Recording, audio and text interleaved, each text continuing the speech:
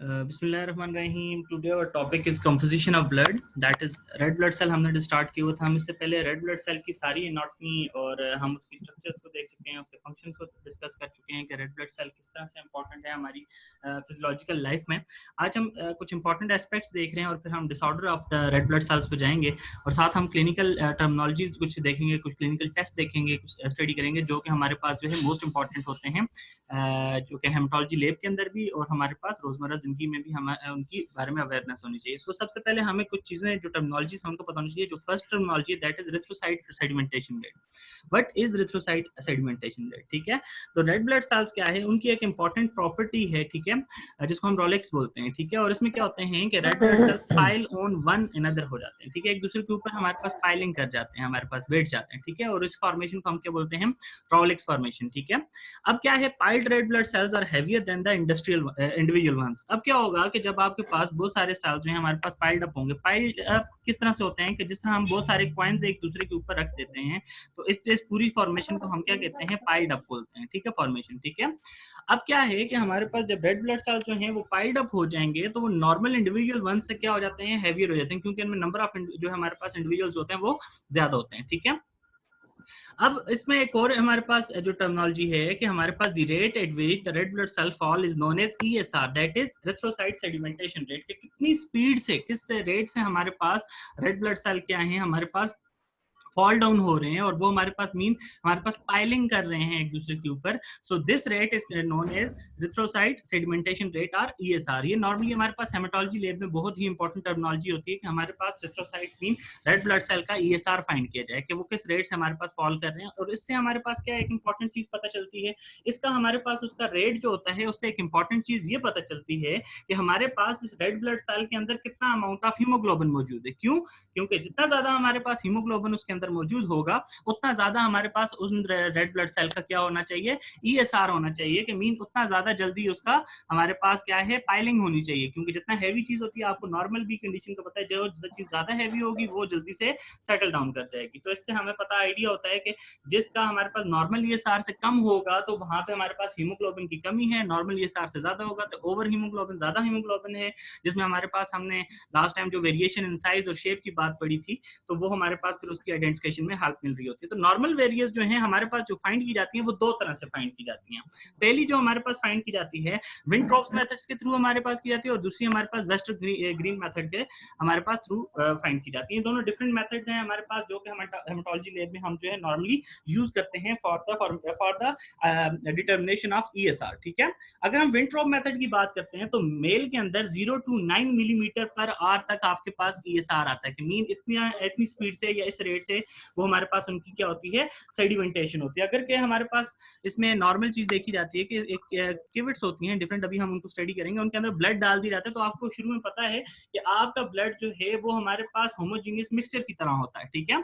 तो वो कंप्लीट आपको रेड दिखेगा। उसके बाद हमारे पास हम उसको पर आवर 1 घंटे के लिए छोड़ देते हैं। अगर वो हमारे पास उसमें हमारे पास प्लाज्मा ऊपर निकल आए और वो हमारे पास उसमें क्या होगा? रेड ब्लड सेल नीचे बैठने शुरू हो जाएंगे। जब प्लाज्मा ऊपर आए और उसकी हम जो है जब फाइंड करते हैं तो हमारे पास अगर के वो 0 to 9 मिलीमीटर तक हमारे पास सेडिमेंटेशन हुई है तो उसके अकॉर्डिंग हम कहते हैं जी कि ये नॉर्मल है और मेल के अंदर ही होनी चाहिए, और फीमेल के अंदर ये 0 to 20 मिलीमीटर तक जो है पर आवर के हिसाब से इसकी सेडिमेंटेशन हो सकती है। अगर हम वेस्टरबर्ग की मेथड, वेस्ट ग्रीन मेथड की बात करते हैं तो उसमें मेल का जो है 3 to 7 मिलीमीटर पर आवर तक जो है ईएसआर होता है, जबकि फीमेल के अंदर जो है ये 5 to 9 मिलीमीटर पर आवर तक ईएसआर आपका देखा जा सकता है। तो हमारे पास जो पाइलिंग ऑफ की बात हमने की तो वो मैं आपको जैसे बता रहा था, कॉइन स्टैकिंग की बात होती है तो हम रेड ब्लड सेल्स इसी तरह से एक दूसरे के ऊपर बैठ के कॉइन स्टैकिंग कर रहे होते हैं। सबसे पहले हम स्टडी करते हैं वेस्टर ग्रीन मेथड। तो वेस्टर ग्रीन मेथड में क्या है? A tube is used which is 300 millimetre long and open at both and. जैसे आपके पास एक कैपिलरी ट्यूब होती है, उससे थोड़ा सा इसका डायमीटर ज्यादा होता है, मगर क्या है इसकी जो लेंथ होती है it is only about 300 millimetre, जैसे आप इस फिगर में देख सकते हो। और ये क्या है कि एक इंपॉर्टेंट चीज है, ये दोनों तरफ से ओपन होती है। अब क्या है, it requires collecting 2 ml of venous blood into a tube containing 0.5 ml of sodium citrate। इस ट्यूब में पहले से हमारे पास क्या मौजूद होता है, 0.5 ml सोडियम सिट्रेट, और इसमें हम क्या कलेक्ट करते हैं, 2 ml ऑफ venous blood भी इसमें कलेक्ट कर देते हैं, ठीक है। उसके बाद हम इसको स्टोर कर देते हैं, मगर ज्यादा से ज्यादा हम 2 घंटे के लिए इसको स्टोर करते हैं एट 4 डिग्री सेंटीग्रेड, इससे ज्यादा ऊपर नहीं रखते, ठीक है। 4 डिग्री सेंटीग्रेड पे जब रखेंगे तो आपको पता है कि इसके अंदर मौजूद क्या है, हमारे ब्लड के अंदर जो है हमारे पास वाटर मौजूद है, जो कि हमारे पास थोड़ा सा फ्रीजिंग की तरफ जाएगा, तो हमारा जो ब्लड है वो थोड़ा सा थिकन अप हो जाएगा।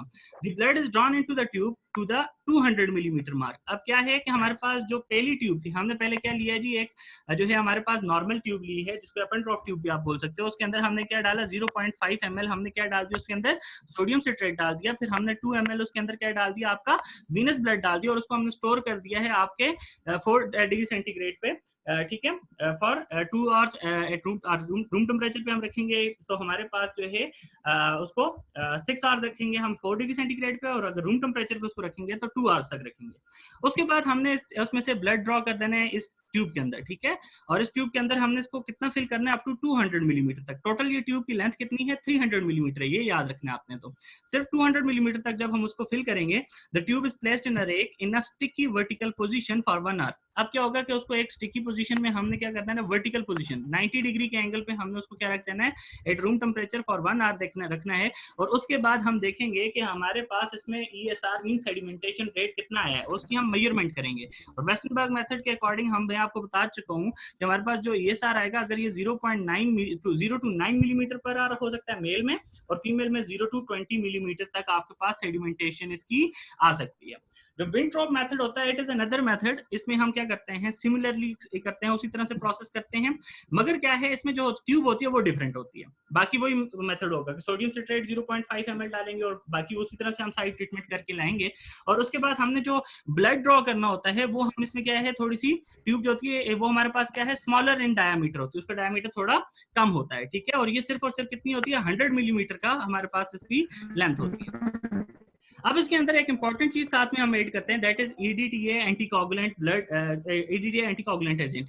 एंटीकोगुलेंट एजेंट का डालने का मतलब क्या है कि आपका ब्लड जो होता है उसकी एक इंपॉर्टेंट एबिलिटी होती है कि जब भी उसकी ऑक्सीडेशन की जाए, तो उसके अंदर इस तरह के फैक्टर, ऑक्सीडेशन मीन उसको ऑक्सीजन का एक्सपोजर दिया जाए, हवा का एक्सपोजर दिया जाए, तो उसके अंदर इस तरह के हमारे पास प्रोटीन, जिसमें हम फिब्रिनोजेन प्रोटीन आती हैं, तो वो क्या करती हैं, क्लॉटिंग करना शुरू कर देती हैं, कोगुलेट होना शुरू हो जाता है। तो जब हम EDTA उसके अंदर डाल देते हैं, तो उसकी वजह से हमारे पास क्या है, ऑक्सीडेशन का प्रोसेस स्टॉप हो जाता है, और हमारे पास क्या है, क्लॉटिंग ब्लड की नहीं हो सकती। अब क्या हम उसमें एक्स्ट्रा क्यों डाल रहे हैं EDTA, क्योंकि हमारे पास एक तो हमारे पास ट्यूब जो है उसका डायमीटर कम है, और दूसरा ट्यूब जो है छोटी है। अगर क्या हमारे पास ब्लड यहाँ पे कोगुलेट कर जाएगा, तो हमारे पास क्या है, ESR हम फाइंड नहीं कर पाएंगे। सो अब इसकी वजह से क्या होगा कि हमारे पास, हम ये देख रहे हैं कि आपके पास सबसे पहले यहाँ पे ट्यूब एम्प्टी है, उसके बाद हमने इसके अंदर ब्लड डाल दिया, और अब उसके बाद हम इसमें काउंट करेंगे जी कि ये कितने मिलीमीटर तक हमारे पास इसमें सेडिमेंटेशन हुई है, ठीक है। और जितना उसके फिर हम अकॉर्डिंग देखेंगे कितने मिलीमीटर तक इसकी सेडिमेंटेशन हुई है, और उसके बाद हम उसको नॉर्मल वैल्यू से कंपेयर करेंगे, और उसकी बेस पे हम कह सकते हैं कि इस जो है हमारे पास इंडिविजुअल के रेड ब्लड सेल का ESR इतना है, और उसकी बेस पे हम जो है फिर हम कह सकते हैं जी, आइडेंटिफाई कर सकते हैं डिफरेंट डिजीजेस को, और हम उसका हीमोग्लोबिन लेवल जो है हमारे पास उसकी तरफ भी एक इंडिकेशन दे सकते हैं। अब क्या है कि अब यहाँ पे आप देखोगे कि तीसरी चीज आ जाती है, पैक्ड सेल वॉल्यूम, ठीक है। पैक्ड सेल वॉल्यूम क्या है, haematocrit is the fractional volume of the blood that the erythrocyte occupy. हमारे पास क्या है, ये हमारे पास वो वॉल्यूम होता है जिसको हमारे पास एरिथ्रोसाइट्स ने ऑक्यूपाई किया हुआ है, ठीक है। उसको हम क्या बोलते हैं, हेमेटोक्राइट बोलते हैं, ठीक है। It is reliable index for cell red cell population, और नॉर्मल वैल्यू इसकी कितनी है, मेल के अंदर 46% और फीमेल के अंदर 42%। इसका मतलब ये है कि तीसरा जो आपके पास टर्मिनोलॉजी यूज की जा सकती है, वो क्या है, पैक्ड सेल वॉल्यूम की यूज की जा सकती है, कि आपके सेल जो, पहला तो हमने ESR की हमने बात की, और उसको ESR को फाइंड हमने क्या किया, 2 मेथड्स के थ्रू किया। दूसरी जो आपके पास टर्मिनोलॉजी आ जाती है वो है packed cell volume. Packed cell volume में हम देखते हैं कि आपका ओवरऑल जो है, जब हमने सेडिमेंटेशन करवाई है, तो आपका रेड ब्लड सेल कितना वॉल्यूम ऑक्यूपाई कर रहा है। मेल के अंदर इसको 46% जो है ऑक्यूपाई करना चाहिए, और फीमेल के अंदर इसको 42% ऑक्यूपाई करना चाहिए, ताकि हमारे पास क्या हो जाए कि हमारे पास पता चल सके कि इस बंदे के अंदर नॉर्मल जो है हमारे पास जो है number of red blood sales मौजूद हैं या फिर नहीं है, ठीक है। अब इसमें आप इंपॉर्टेंट चीज हम पहले भी डिस्कस कर चुके हैं कि जब भी हम सेंट्रीफ्यूगेशन करते हैं, तो आपके सबसे ऊपर प्लाज्मा होता है, सेंटर में व्हाइट बफी कोट होता है जिसमें आपके प्लेटलेट्स और व्हाइट ब्लड सेल्स आ जाएंगे, और सबसे नीचे आपके पास रेड ब्लड सेल्स आ जाएंगे, और ये रेड ब्लड ब्लड सेल्स हमारे पास क्या है, पाइल्ड अप हुए हैं, पेक्ड हुए हैं। अब इसकी बेस पे हम क्या करते हैं, तीन इंपॉर्टेंट चीजों की जो है हमारे पास करते हैं। ईएसआर तो हमने दो मेथड्स देख लिए, अब हम पेक्ड सेल वॉल्यूम के बाद जो है हमारे पास तीन जो है रेड ब्लड सेल्स के इंडाइसेस हम देखते हैं। पहला होता है mean corpuscular volume. What do you mean by mean corpuscular volume? The mean corpuscular volume mean the average volume of a single red blood cell, कि आपका सिंगल रेड ब्लड सेल का वॉल्यूम कितना है। तो इसको हम फाइंड करते हैं जी, हमारे पास पीसीवी पेक्ड सेल वॉल्यूम पर 100 ml ब्लड, ठीक है, divided by red blood cell count, ठीक है, ये हम जो है हेमेटोलॉजिकल हमारे पास क्या, हमारे पास नॉर्मल कितना होना चाहिए रेड ब्लड सेल, ठीक है, और उसको मल्टीप्लाई कर देंगे हम विद द 10 माइक्रोमीटर क्यूब। तो हमारे पास जो रिजल्ट निकलेंगे उसको हम क्या कहेंगे, ये क्या है, mean corpuscular volume. Mean corpuscular volume मतलब जी एवरेज आपका वॉल्यूम क्या है सिंगल रेड ब्लड सेल का, ठीक है। और उसके बाद हम क्या देखते हैं कि नॉर्मल रेंजेस कितनी आ रही है आपके पास, ठीक है। नॉर्मल रेंज की अगर हम बात करते हैं तो हमारे पास क्या होगा, इसमें नॉर्मल जो रेंज है 78 टू 94 माइक्रोमीटर क्यूब तक आ जाती है। और red blood cell with the normal volume are known as normocytes, कि हमारे पास उनका वॉल्यूम क्या है, नॉर्मल है, तो उनको हम क्या बोलेंगे, नॉर्मोसाइट बोलेंगे। और अगर क्या उनका हमारे पास वॉल्यूम नॉर्मल से कम है, हमारे पास मीन 78 से बिलो है, तो उसको हम क्या बोलेंगे, माइक्रोसाइट बोलेंगे। और अगर हमारे पास उसका वॉल्यूम जो है ओवरऑल जो हमारे पास आ रहा है उसका साइज वो हमारे पास 94 से अबव है, तो then the red blood cell with the more than the normal volume होगा, तो उसको हम क्या बोलेंगे, मैक्रोसाइट्स बोलेंगे। कि हमारे पास या इस बंदे के जो हमारे पास जो रेड ब्लड सेल हैं तो इसके हमारे पास इस तरह से आ रही है। अब इसका फायदा क्या है एमसीवी का? एमसीवी का फायदा ये है जी कि आपके ने जो इससे पहले हमने पढ़ी थी वेरिएशंस इन साइज, तो वो फाइंड करने में हमारे पास एमसीवी का बहुत ही इंपॉर्टेंट रोल होता है। तो हम जो कह रहे होते हैं जी कि इस बंदे की जो हमारे पास साइज वेरिएशन आई है, हम रेड ब्लड सेल को हमारे पास डायरेक्टली देख के नहीं कह रहे होते, हम क्या कर रहे होते हैं, सबसे पहले उसका पेक्ड सेल वॉल्यूम निकाल रहे होते हैं और उसके बाद हमारे पास रेड ब्लड सेल काउंट निकाल रहे होते हैं। उसके बाद हम क्या करेंगे, उस फॉर्मूले में डाल के हमने क्या करना है, उसका हमने निकालना है क्या, एमसीवी निकालना है। और उसकी बेस पे हम कहते हैं जी कि इसके बंदे की आपके रेड ब्लड सेल के अंदर कोई वेरिएशंस इन साइज हैं या फिर नहीं है। अब जो हमारे पास MCH आ जाता है, मीन कर्पस्कुलर वॉल्यूम, अब दूसरी हमारे पास आ गया। पहला क्या था हमारे पास, MCV मीन कर्पस्कुलर वॉल्यूम। अब हम बात करें MCH, that is mean corpuscular haemoglobin. अब आपके पास ये डिफरेंट चीजें होती हैं आपके जो है, आप जब भी हेमेटोलॉजिकल एनालिसिस करवाते हो, आपने ब्लड की स्क्रीनिंग करवाते हो, तो वहां पे ये डिफरेंट टर्मिनोलॉजीज लिखी होती हैं। तो आपको बीइंग अ हेमेटोलॉजी स्टूडेंट ये सारी चीजें पता होनी चाहिए कि वहां पे MCV लिखा हुआ है, वहां पे MCH लिखा हुआ है, इसका क्या मतलब है। तो पहले में हमने MCV अगर लिखा होगा तो मीन आपके रेड ब्लड सेल्स का वॉल्यूम क्या है, साइज क्या है, ठीक है। अब क्या है कि दूसरे में हमारे पास क्या कह रहे हैं, average content of haemoglobin in average red blood cell. अब क्या है कि हमारे पास एवरेज रेड ब्लड सेल के अंदर हीमोग्लोबिन कंटेंट कितना आ रहा है, आया हमने कह दिया जी कि for example MCV is normal, ठीक है। अब दूसरा क्वेश्चन ये है कि रेड ब्लड सेल तो नॉर्मल है मगर उसके अंदर आया आपका हीमोग्लोबिन कंप्लीट है या नहीं है। तो MCH होता है उसको हम उसी तरह फाइंड करेंगे, सबसे पहले हीमोग्लोबिन इन ग्राम्स जो आपके पास मौजूद है, और उस बंदे का फिर हमने क्या निकालना है, रेड ब्लड सेल काउंट, ठीक है। इसको हम कंप्लीट ब्लड काउंट के थ्रू हम इसको फाइंड कर सकते हैं, CBC करवाते हैं, और फिर उसको 10 पिकोग्राम्स के साथ हम मल्टीप्लाई करेंगे, तो हमारे पास जो नॉर्मल रेंज आ जाएगी वो हमारे पास क्या है, 28 टू 32 पिकोग्राम आपके पास नॉर्मल रेंज आ जाती है। उसके बाद हमने इसको आइडेंटिफाई करना है कि आपके पास हमारे पास जो है इंडिविजुअल है उसका हमारे पास MCV नॉर्मल है या नहीं है, और उसके बाद हमारे पास MCV नॉर्मल होते हुए उसका MCH नॉर्मल है या फिर नहीं है। तो इसकी तरह से हम इसको आइडेंटिफाई कर सकते हैं। थर्ड हमारे पास टर्मिनोलॉजी यूज होती है, that is MCHC, that is the mean corpuscular haemoglobin concentration, ठीक है। MCHC क्या है, mean haemoglobin, mean corpuscular haemoglobin concentration. इसका मतलब क्या हुआ, that express the average concentration of haemoglobin पर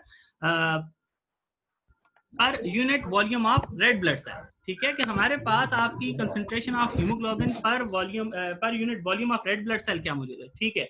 हमने एक चीज फाइंड कर ली थी कि पर रेड ब्लड सेल आपके पास हीमोग्लोबिन कितनी है, मगर आपके पास पर यूनिट वॉल्यूम आपके पास ऑन एवरेज क्या बन रही है, तो उसको हम देखते हैं। तो it defines the ratio of the weight of haemoglobin to the volume of red blood cell, कि आपके पास number of red blood cell कितने हैं और टोटल नंबर ऑफ आपके पास वेट ऑफ हीमोग्लोबिन कितना है।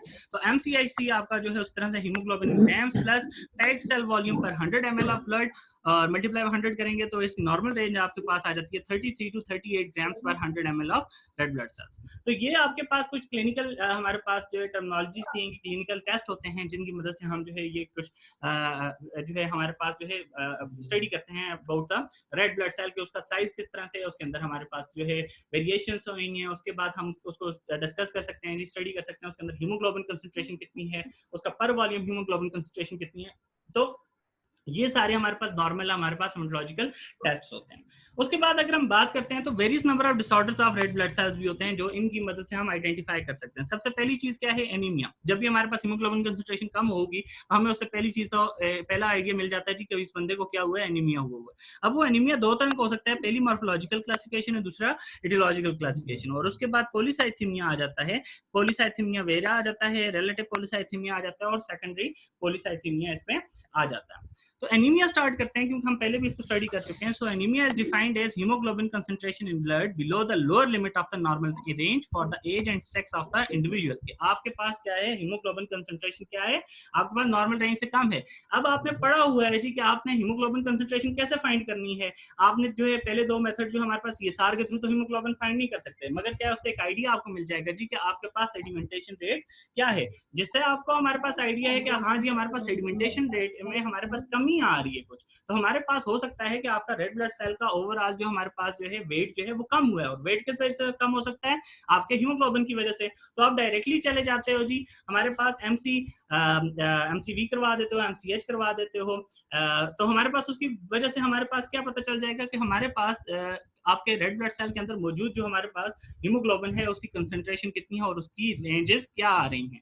एडल्ट की अगर हम बात करते हैं तो हमारे पास नॉर्मल हीमोग्लोबिन उसके अंदर 13 ग्राम पर डेसीलीटर फॉर मेल्स होनी चाहिए और हमारे पास 11.5 ग्राम पर डेसीलीटर फॉर फीमेल्स होनी चाहिए। अगर हम मॉर्फोलॉजिकल क्लासिफिकेशन की बात करते हैं जैसे हमने अभी स्टडी किया, तो depends on the size and colour of red blood cell. Size of red blood cell is determined by mean corpuscular volume, जो मैं आपको बता चुका हूं कि आपके पास ओवरऑल रेड ब्लड सेल का वॉल्यूम कितना है। अब ये सिर्फ टर्मिनोलॉजी यूज करने की बात है।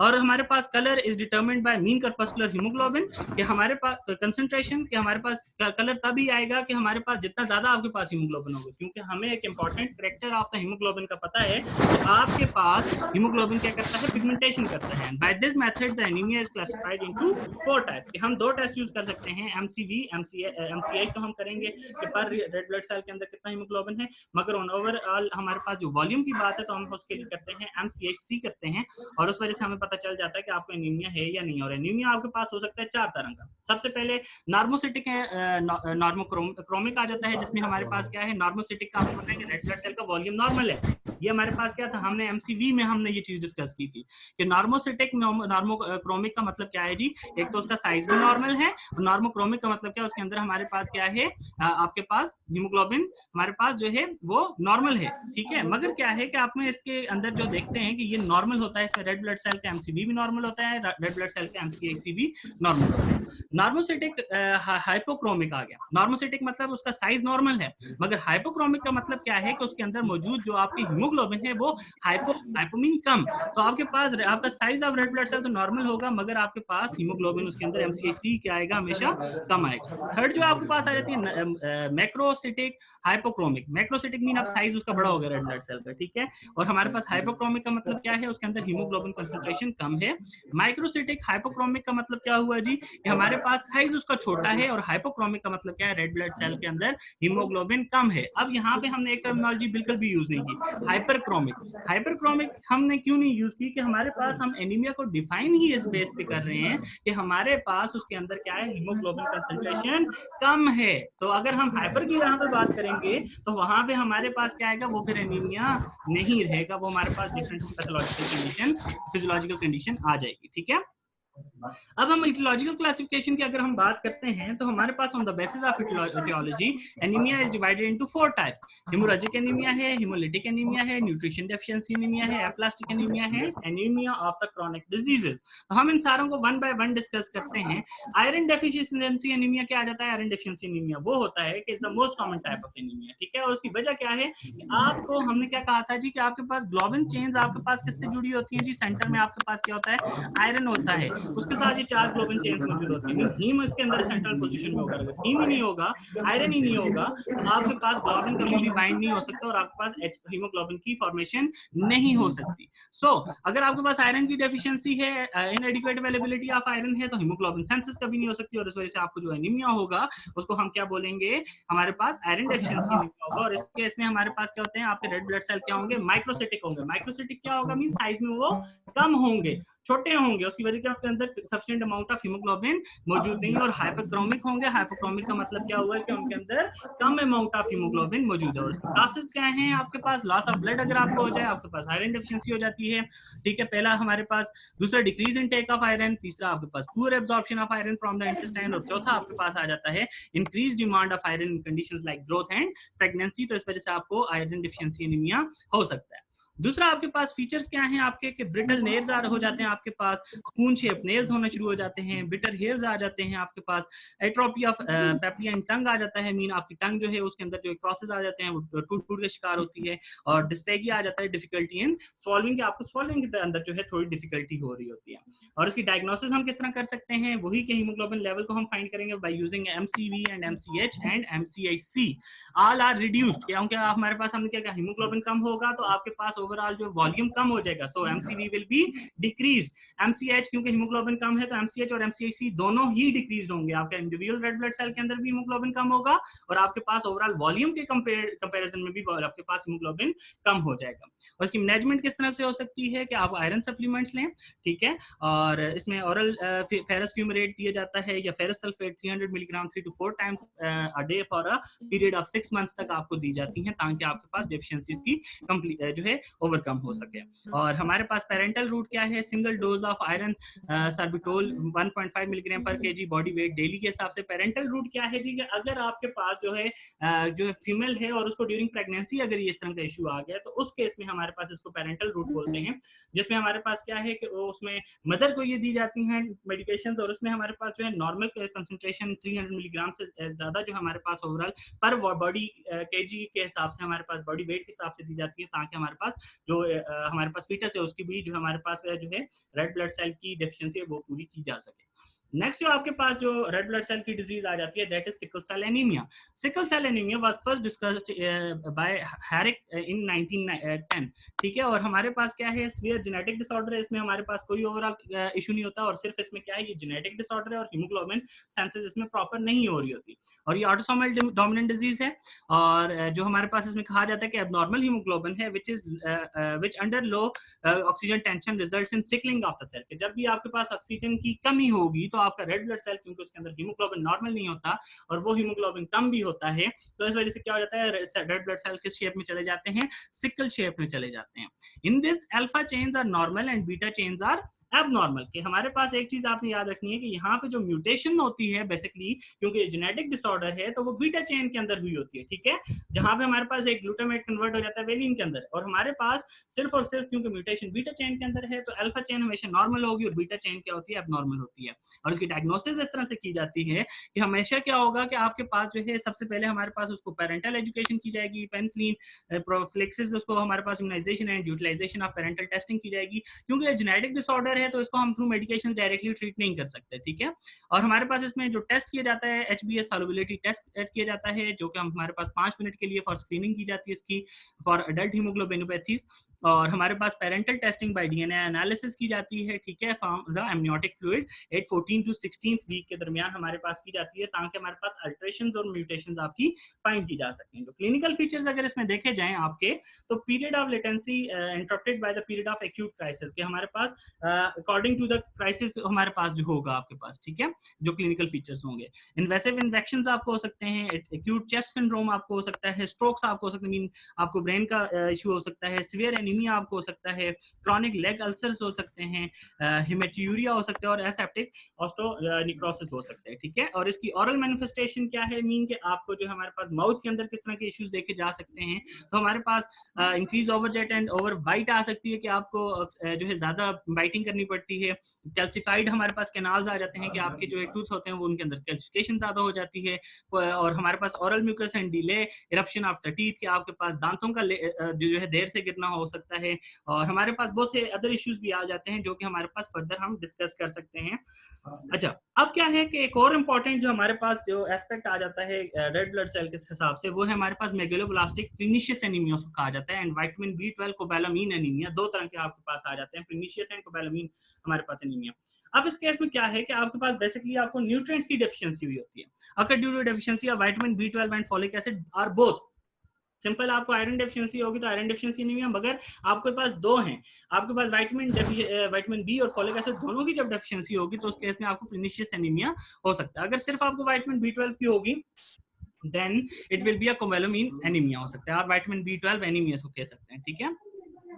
अब क्या है कि इसमें आपको वीकनेस हो सकती है, एनीमिया हो सकता है, पैल्पिटेशन और डायरिया वगैरह हो सकता है, आपके पास जो है फिंगर टोज हो गए, और हमारे पास उनके अंदर जो हमारे पास पेरेस्थीसिया मीन उनकी जो हमारे पास जिसको आप सुन होना कहते हैं, वो हमारे पास डेमनीशिया वगैरह भी ऑब्जर्व किया जाता है, और बर्निंग आपको सेंसेशन हो सकती है टंग की। उसके बाद हमारे पास जो है atrophy of filiform and fungiform, आपके पास जिस तरह से आपकी जो है टंग के ऊपर जो है आपके पास क्या आ सकता है, फंगस टाइप जो है एक व्हाइटिश सी लेयर की अपीयरेंस हो सकती है, वो आप देख सकते हो। तो ये क्या आपके पास इन्फ्लेम्ड बिफी रेड टंग इस तरह से आप देख सकते हैं, ठीक है। ग्लोसिटाइस हमारे पास, या ग्लोसोडाइनिया आप इसको कह सकते हो। तो इस तरह की हमारे पास टंग की अपीयरेंस होती है, और ऑलवेज आपके पास बर्निंग माउथ आ रहा होता है, ये कंडीशन आपको फील हो रही होती है कि मेरे माउथ के अंदर जिस तरह से हमारे पास बर्निंग सी हो रही है, जलन सी हो रही है। तो इसकी मैनेजमेंट हम किस तरह देख सकते हैं कि आपको सिंपली ब्लड ट्रांसफ्यूजन की जाए ताकि आपका नॉर्मल हीमोग्लोबिन लेवल जो है वो बराबर किया जा सकता है, और वो हमारे पास कभी भी 4 ग्राम पर डेसीलीटर ऑफ ब्लड से नीचे ना जाए। फोलिक एसिड सप्लीमेंट्स दी जाती हैं, इनिशियल डोज जो है हमारे पास 5 मिलीग्राम ओरली डेली दी जाती है, और मेंटेनेंस उसकी बाद में मेंटेनेंस डोज दी जाती है 5 milligram orally once a week, ताकि आपके पास वीकली उसकी जो है हमारे पास डेफिशिएंसी उसको पूरा किया जा सके। और फिर विटामिन B12 की अगर हमारे पास डेफिशिएंसी साथ में हो तो आपको इनिशियल डोज उसकी 1000 मिलीग्राम तक दी जाती है, और हमारे पास बाद में इंट्रामस्कुलरी 4 to 6 वीक तक आपको ये डोज दी जाती है। ये ओरली कभी भी नहीं दी जाएगी, ये हमेशा जो है इंट्रावीनियसली हमारे पास इसके इंजेक्शंस लगते हैं। और मेंटेनेंस डोज उसके बाद आपके पास 1000 जो हमारे पास यूनिट्स दिए जाते हैं, हमारे पास वंस इन अ वीक दिए जाते हैं, एवरी वीक दिया जाएगा। फिर और नेक्स्ट जो फाइनल आपके पास जो आ जाते हैं, जो हमारे पास इश्यू रेड ब्लड सेल का, वो होता है जी हमारे पास एप्लास्टिक एनीमिया, जो टाइप ऑफ एनीमिया है लास्ट।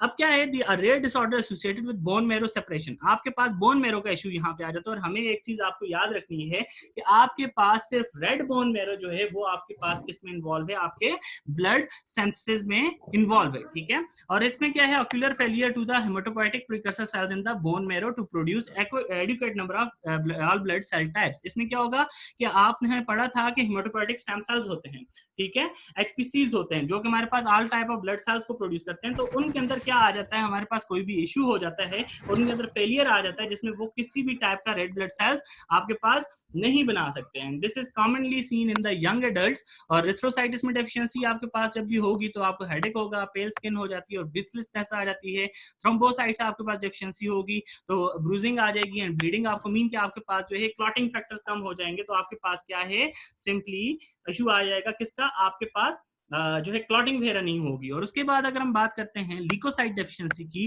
तो हमारे पास बैक्टीरियल और फंगल इन्फेक्शंस आपको बहुत ज्यादा होने शुरू हो जाएंगे क्योंकि आपका इम्यून सिस्टम वीक हो गया है। एंकल एडिमा हो सकता है, एडिनल पेन हो सकता है, और हमारे पास कंजेस्टिव कार्डियक फेलियर भी आपके पास हो सकता है। इसकी मैनेजमेंट क्या है जी, आपको एंटीबायोटिक्स दी जाए, ट्रांसफ्यूजन की जाए। एंटीबायोटिक्स आपके पास ल्यूकोसाइट डेफिशिएंसी के इशू को जो है कॉप करती हैं, जबकि ट्रांसफ्यूजन आपके पास रेड ब्लड सेल्स और बाकी चीजों को जो है फुलफिल करने में हेल्प करती हैं। बोन मैरो ट्रांसप्लांटेशन बहुत जरूरी है इसमें, क्योंकि बोन मैरो ट्रांसप्लांट होगी तो आपके रेड जो हेमाटोपोइटिक स्टेम सेल्स हैं उनको रिप्लेस किया जा सकता है। उसकी वजह से आपके पास सफिशिएंट नंबर ऑफ जो है हमारे पास नॉर्मल जो है आपके पास ब्लड सेल्स उनकी फॉर्मेशन हो सकती है, और आपकी हेमोपोइसिस को भी हमारे पास प्रमोट किया जा सकता है। उसके बाद एंड्रोजेनिक स्टेरॉइड हमारे पास एक दिया जाता है आपको ऑक्सीमिथोलोन, जो कि हमारे पास आपके सेल्स जो हैं आपके पास हेमाटोपोइटिक स्टेम सेल्स, उनको बहुत ज्यादा हमारे पास क्या करता है, एक्टिवेशन में रोल परफॉर्म कर रहा होता है ताकि हमारे पास वो क्या करे, हेमोपोइसिस में जाए। उसके बाद कार्टिकोस्टेरॉइड हमारे पास हार्मोन्स भी आपको दिए जा सकते हैं, और हमारे पास एथियोमाइडोसाइट्स एंड और इसको हम आप कह सकते हो lymphocyte haemoglobin combined with the cyclosporin. तो ये आपके पास डिफरेंट मेडिसिन हैं जो कि आपको इसको दी जा सकती हैं। तो ये हमारे पास वो डिजीजेस हैं जो कि हमारे पास जो है जो टाइप्स हैं एनीमिया की टाइप्स हैं, और एनीमिया में आपके पास क्या होगा, नॉर्मल हीमोग्लोबिन आपका कम हो जाएगा। अब हम आते हैं अगर थैलेसीमिया की तरफ, it is another issue of the red blood cell, जिसमें हमारे पास क्या है कि आपका रेड ब्लड सेल की अदर हमारे पास डिसऑर्डर्स हैं, और ये इनहेरिटेड डिसऑर्डर्स होते हैं, ठीक है। और इसमें हमारे पास आपके पास जो इशू है वो क्या है, एबनॉर्मल हीमोग्लोबिन है। और हमारे पास इसमें क्या होता है, it is also known as Cooley anaemia और मेडिटेरेनियन एनीमिया इसको कहा जाता है। और इसमें ये मोस्ट कॉमन की तरह थाईलैंड के अंदर बहुत कॉमन है और मेडिटेरियन कंट्रीज में बहुत ज्यादा कॉमन है, इसी वजह से इसको मेडिटेरियन एनीमिया भी कहा जाता है। इसकी दो बेसिक टाइप्स हैं, alpha anaemia and alpha thalassaemia and beta thalassaemia. इन नॉर्मल हीमोग्लोबिन आपने देखा था, हम जो भी डिस्कस भी कर चुके हैं पहले, और हमने जो हीमोग्लोबिन की पहले स्ट्रक्चर्स भी देखी कि number of alpha and beta polypeptide chains वो इक्वल होती हैं। मगर थैलेसीमिया के केस में क्या होता है, the production of these chains become imbalanced because of defective synthesis of globin genes. आपके पास ग्लोबिन जीन्स जो होते हैं वो डिफेक्टेड हो जाते हैं, तो आपके पास दो अल्फा और दो बीटा जो चेन्स बन रही होती हैं उनके अंदर हमारे पास जो इम्बैलेंस आ जाता है। This cause the precipitation of the polypeptide chain। precipitation क्या है आपके पास, ये वो हमारे पास जो है हमारे पास in the form of foam वो हमारे पास प्रेसिपिटेट आउट हो जाती है, मीन वो सस्पेंडेड फॉर्म में बाहर आ जाती हैं, ठीक है। और इस रिजल्ट की वजह से आपके पास जो रेड ब्लड सेल्स प्रोड्यूस होते हैं वो क्या होते हैं, इमेच्योर होते हैं, leading to the disturbance in the erythropoiesis. अब अल्फा थैलेसीमिया में क्या होता है, ये मोस्टली फीटल लाइफ में होता है या इन्फेंसी के अंदर हो जाता है, और इसमें हमारे पास जो अल्फा चेन्स जो होती हैं वो हमेशा कम होंगी, एब्सेंट होंगी, ठीक है, ये याद रखना। जबकि बीटा चेन्स जो हैं वो नॉर्मल से ज्यादा होती हैं, और अगर गामा चेन्स जो है हमारे पास इसकी में बात की जाए तो अक्सर जो है अल्फा चेन्स को हमारे पास रिप्लेस कर देता है कौन, आपके पास गामा चेन्स आ जाती हैं, वो आपके पास बहुत ज्यादा एक्सेस में होती हैं। This lead to the defective erythropoiesis and haemolysis. अब क्या होगा कि जब डिफेक्टिव एरिथ्रोपोइसिस होगा तो आपका बॉडी क्या करेगी, उसको रिस्पॉन्ड करेगी और उसका हिमोलिसिस कर देगी, उसको डिग्रेड कर देगी। This will result in the कि हमारे पास जो न्यू बॉर्न होता है उसकी डेथ हो जाती है इमीडिएटली, क्योंकि उसकी हमारे पास क्या होगा, ऑक्सीजन जो है हमारे पास उसकी डेफिशिएंसी को पूरा नहीं किया जा सकेगा, उसके red blood cell continuously destroy हो रहे हैं, तो इस तरह से उसकी क्या हो जाती है, डेथ हो जाती है। जो बीटा थैलेसीमिया की अगर हम बात करते हैं, ये मोस्ट कॉमन एग्जांपल है, और इसमें क्या है कि हमारे पास इसमें बीटा चेन्स जो हैं वो लेस होती हैं। अल्फा थैलेसीमिया में आपको याद रखना है अल्फा चेन्स कम है, बीटा थैलेसीमिया में आपके पास बीटा चेन्स कम है, और यहाँ पे एक्सेस किसकी होगी, अल्फा चेन्स की होगी, ठीक है। और सिवियरिटी क्या होगी, आपके पास लेक ऑफ द सिम्टम्स होती है, और ट्रांसफ्यूजन डिपेंडेंसी इसमें बहुत ज्यादा आ जाती है इंडिविजुअल्स की, और इसको कॉलेज एनीमिया भी कहा जाता है, ठीक है, क्योंकि हमारे पास मोस्ट सीवियर फॉर्म है ये थैलेसीमिया की। इसकी ओरल मैनिफेस्टेशन की अगर बात की जाए तो एक्सेसिव ग्रोथ ऑफ द मैक्सिलिया भी आ जाती है आपके पास, ठीक है, कि आपके पास जो ओवरऑल जो आपका स्ट्रक्चर है मैक्सिकल बोन आ जाती है, वो हमारे पास इसकी एक्सेसिव ग्रोथ होने शुरू हो जाती है। जॉइंटिस बहुत ज्यादा आपको देखना पड़ती है इसमें, क्योंकि आपके पास continuous degradation of red blood cell हो रही होती है, सैडल नोज आ रही होती है, प्रोमिनेंट मेलर बोन होती है, और रिट्रैक्टेड अपर लिप होता है, कि आपके पास अपर लिप यहाँ पे आप इस इंडिविजुअल का देख सकते हो वो काफी रिट्रैक्टेड है, और पुअर हीलिंग एबिलिटी होती है। पुअर हीलिंग एबिलिटी क्यों है, आपके जो है जितने भी बॉडी सेल्स हैं उनको हीलिंग करने के लिए जो है सफिशिएंट अमाउंट ऑफ एनर्जी मौजूद है, उसके लिए उनको क्या करना पड़ता है, ऑक्सीडेशन का प्रोसेस, और ऑक्सीडेशन के लिए जरूरी है ऑक्सीजन की सफिशिएंट अमाउंट ऑफ सप्लाई। और रेड ब्लड सेल अगर आपके पास जो है प्रॉपर नहीं होंगे तो आपके पास क्या होगा कि आपके पास हीलिंग का प्रोसेस भी इफेक्टिव हो सकता है।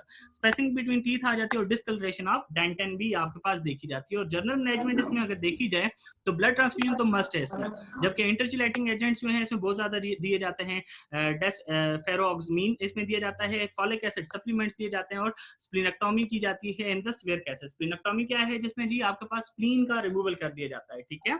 और इसमें हमारे पास एक और हमारे पास इंपॉर्टेंट है थैलेसीमिया में, पॉलीसाइथीमिया इसको कहते हैं, that is the abnormal increase in the number of red blood cell, that is the third जो है disorder of the red blood cell in the peripheral blood। क्या होता है, आपके पास नॉर्मल से ज्यादा रेड ब्लड सेल पाए जाते हैं, ठीक है, उस वजह से आपके पास क्या हो जाएगा, इंक्रीज इन हीमोग्लोबिन लेवल। अब क्या है, आपने दो चीजें याद रखनी है। अब अगर आपके पास जो है हीमोग्लोबिन कंसंट्रेशन कम होगी, then it will be termed as anaemia. अगर आपके पास हीमोग्लोबिन चेन्स के अंदर जो हमारे पास अल्टरेशन होगी, then it will be termed as thalassaemia. And अगर कि हमारे पास नॉर्मल से ज्यादा हीमोग्लोबिन पाई जाएगी और रेड ब्लड सेल आपके पास पाए जाएंगे, then the condition will be termed as polycythaemia. और इसकी तीन टाइप्स हैं, polycythaemia vera, relative polycythaemia and secondary polycythaemia. तो सबसे पहले हम देखते हैं पॉलीसाइथीमिया वेरा क्या होता है। पॉलीसाइथेमिया को हमारे पास ऑस्लर डिजीज भी कहा जाता है, एरिथीमिया भी कहा जाता है, विकस डिजीज भी कहा जाता है, ठीक है।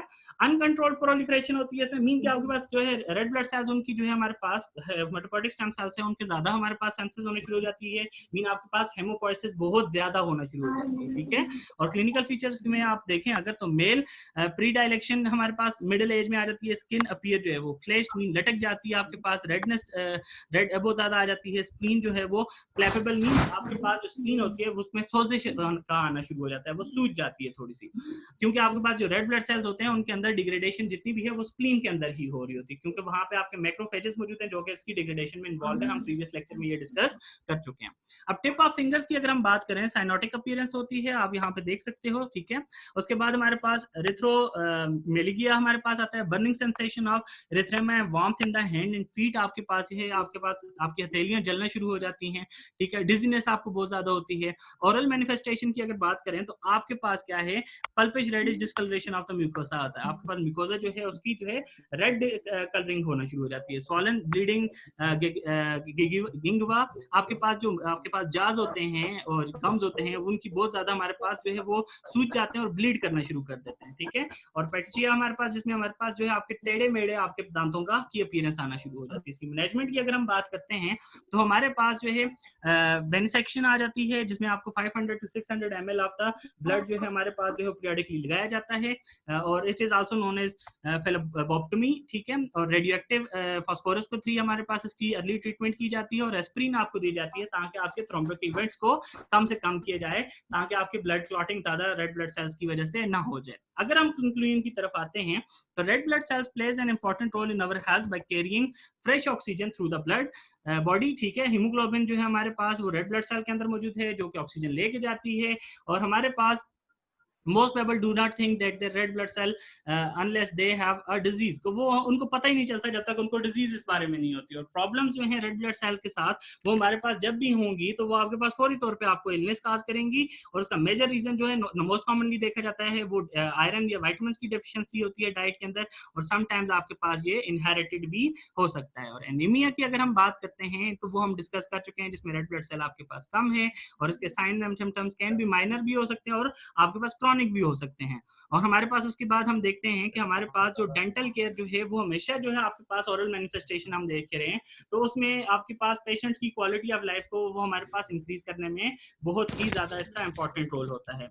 और हमारे पास preventive dental care is must for patient with the blood cell disorder, के आपके पास क्या है, आपने डेंटल केयर बहुत ज्यादा रखनी है ताकि आपके अगर वो इंडिविजुअल के अंदर जिनके अंदर रेड ब्लड सेल का इशू है, ठीक है, और इसकी डायग्नोसिस और ट्रीटमेंट में जो है कभी भी हमारे पास जो है अप्रोप्रिएट एक्शंस लेने चाहिए, इसको कभी भी निग्लेक्ट नहीं करना चाहिए। So that's all from the today's lecture, hope so कि आपको इसकी प्रॉपर अंडरस्टैंडिंग हुई होगी। तो अब